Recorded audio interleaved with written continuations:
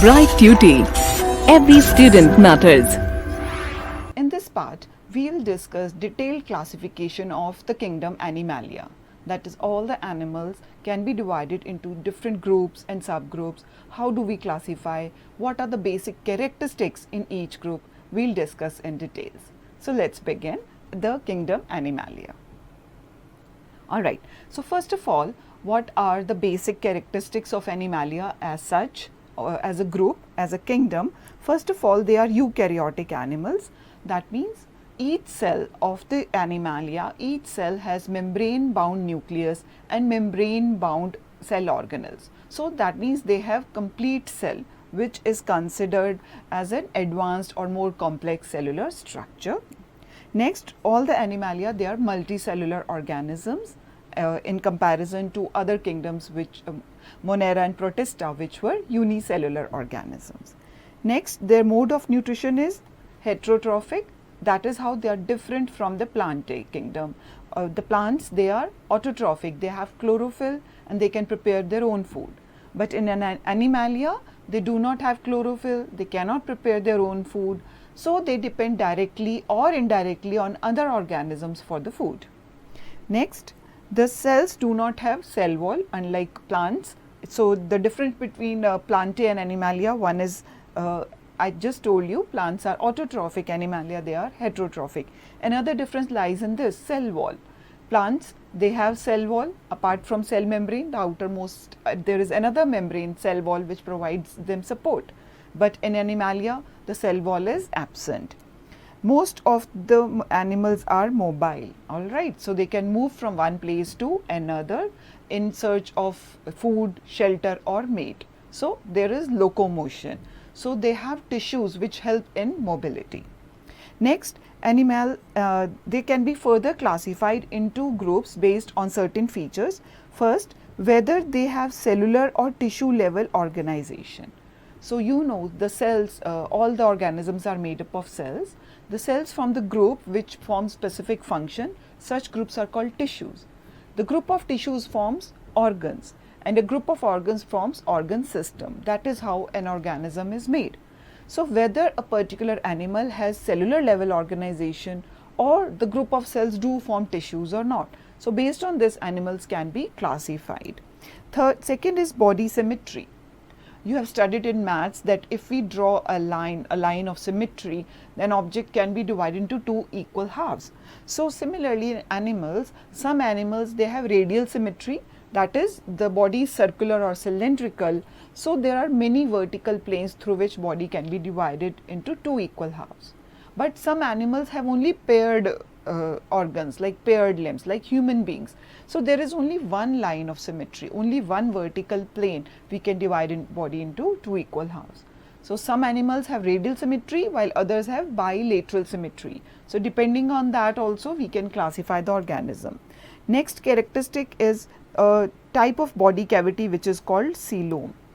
So coelom, you must have heard this word for the first time. So most of the organisms, they have three layers of a body of the tissues. First is the outermost layer which forms the skin, then the inner layer which forms the organs. So in between the outer and inner layer, sometimes there is a cavity in between which separates the internal organs from the skin.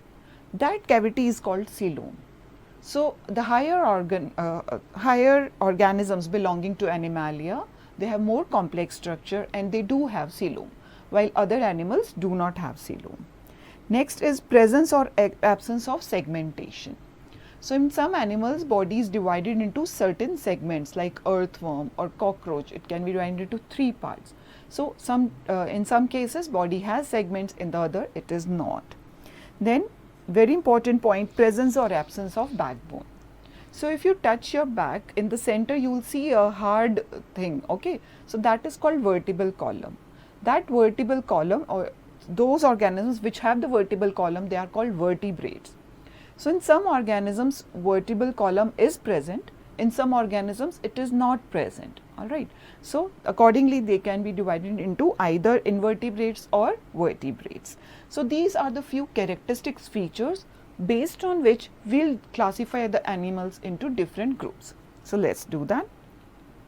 Classification of kingdom Animalia includes two subgroups, subkingdoms, invertebrates and vertebrates, invertebrata and vertebrata. What are invertebrata? This subkingdom includes group of animals that do not possess a vertebral column. I told you vertebral column is the backbone present in the middle of the back, alright. So, it provides support and it also provides a place where muscles can attach to it for the movement. Second is the other subkingdom is vertebrata, in which vertebral column is present. Now, invertebrata, they are further classified into phylums such as Porifera, Coelenterata, Platyhelminthes, Nematoda, Annelida, Arthropoda, Mollusca and Echinodermata. So, we will study in detail about characteristic features of each phyla and how they are different from each other. Before we start the classification, let us understand some important terms, because this part of the chapter has certain terms which are new to you and which you need to understand the meaning.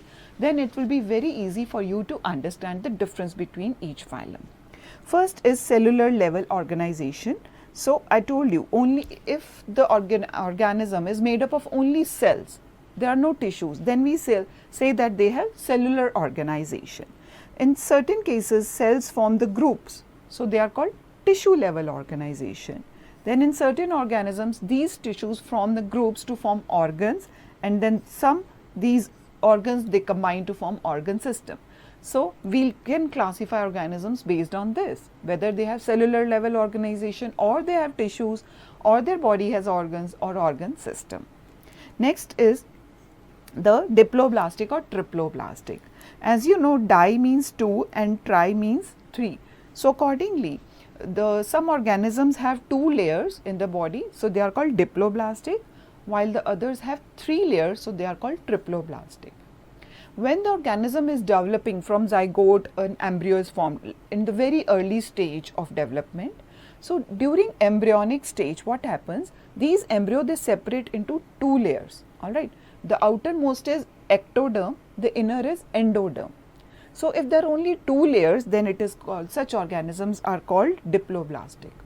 But in certain organisms, what happens? There is also a middle layer which is called mesoderm. Such organisms are called triploblastic. Okay.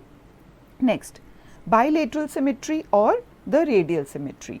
Certain organisms have bilateral symmetry. That means they can be divided into 2 equal halves through only one vertical plane. So, they have paired limbs, paired organs, just like a human body. So, if you draw a line in the center, the body can be divided into 2 equal halves. Such a symmetry is called bilateral symmetry. While on the other hand, some organisms have radial symmetry. So, their body is cylindrical. The tissues are equally distributed in all the parts, like case of Hydra. So, if you draw a vertical line in any plane, you can divide it into 2 equal halves. So, such a symmetry is called radial symmetry. Next important term is coelom, which means the body cavity. As I just told you, some organisms have 3 layers. The outermost is ectoderm, innermost is endoderm, in between there is mesoderm. So, sometimes what happens, in the mesoderm there is a cavity, the empty space in which the blood flows or there are nerves. Such a cavity is called coelom. If these organisms do not have coelom, they are called acoelomate. Sometimes this cavity is present, but it is in pouches. It is not a continuous cavity throughout the body. It is in pouches and in some places. Then they are called pseudocoelomate. But in some cases, a true cavity is present throughout the body. Such organisms are called true coelomate. They have a true coelomic cavity. Fine. Next term is notochord. So, notochord is a dorsal, that is on the back side, rod-like structure which provides a point for attachment to the muscles, right. So, in the early embryonic stage, the notochord is present in some organisms, while in other it is absent. In vertebrates, in the vertebrate organisms, what happens? This notochord is transformed into vertebral column, the hard structure which is present in your back. and the invertebrates are those in which vertebral column or the notochord is absent. So, these are certain important terms which we will use in studying the characteristic features of various groups and subgroups. So, let us first look at this flow chart to understand how animals are classified. First level classification, whether the organisms have cellular level organization or tissue level organization. If the organisms have cellular level organization, they are called porifera. Okay? Porifera is the first phylum. Then under the tissue level organization, if there is no body cavity between epidermis and gastrodermis, that is the outer layer and inner layer, if there is no cavity, no coelom, then they are either coelenterata or platyhelminthes. So, difference between coelenterata and platyhelminthes, both have tissue level organization. So, in coelenterata tissues are present, but in platyhelminthes the tissues they group together to form the organs. Alright. So, although both do not have coelom, the cavity, but platyhelminthes do have organs. Next, those organisms which have pseudocoelom, they are called the phylum Nematoda. In Nematoda, the organs they combine together to form organ systems. So, further all other phylum, the Nematoda onwards, all of them have organ systems like digestive system, respiratory system, they have system. So, once again porifera have cellular level organization, coelenterata have tissue level organization, platyhelminthes have organs, and then Nematoda they have organ systems. The next phylum contains, they are coelomate, that is they contain a true coelom or a true body cavity between the outer and the inner layer. So, how are they further classified? The mesodermal cells, they are from a single cell during the growth of the embryo. Then it includes three phylum, Annelida, Mollusca and Arthropoda. So, when the embryo is growing and developing, what happens? There is a single cell which forms the whole mesoderm. A single cell in the embryo forms the whole mesoderm. Then such phylum, we have three such phylums, Annelida, Mollusca and Arthropoda. How they differ among each other, we will discuss in detail in the later section. Then the other type is when the coelom is formed from the pouches pinched off from the endoderm.